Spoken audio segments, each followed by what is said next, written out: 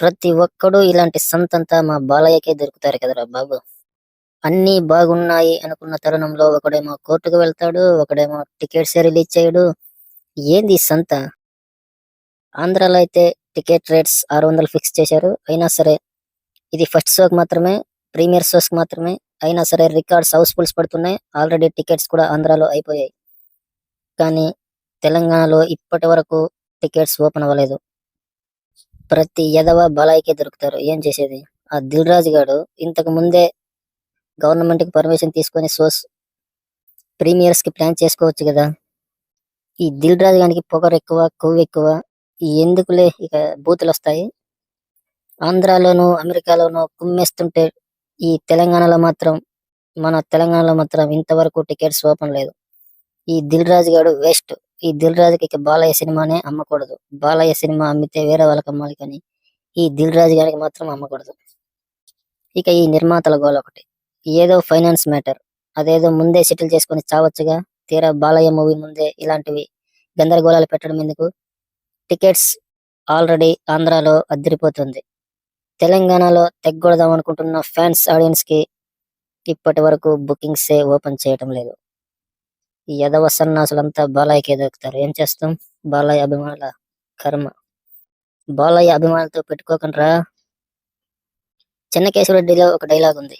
ఎవరితోనైనా పెట్టుకోగాని వాడి అభిమానులతో పెట్టుకోవద్దు. మొక్కల కింద నరికేస్తారు.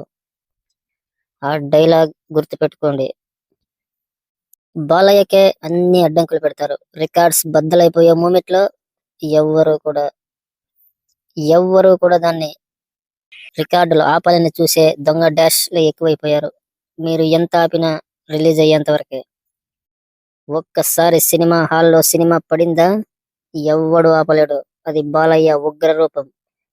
National award confirm, records confirm. 1000 కోట్లు కరెక్ట్ గా కన్ఫర్మ్ గా పెట్టుకోండి. 1000 కోట్లు బద్దలు కొడుతుంది మూవీ. నందమూరి అభిమానులు కాలర్ ఎగరేసే మూవీ.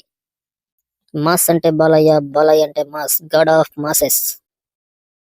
ఇంతకు ముందే నిర్మాతలు ప్రెస్ మీట్లకు వస్తారు అంటున్నారు. వాళ్ళు ఏం చెప్తారో విందాం. తర్వాత ఒక వీడియో చేస్తాను. ఇలాంటి నిర్మాతలు బాలయ్యకే ఎందుకు దొరుకుతారా బాబు?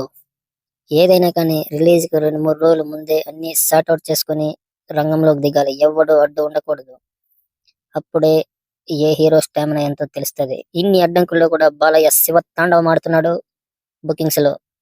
ఇక ఫుల్ ప్లెజెడ్ గా అన్ని చోట్ల ఓపెన్ అయితే ఇక శివ శివ శివ శివ శివ తాండవమే. గుర్తుపెట్టుకోండి.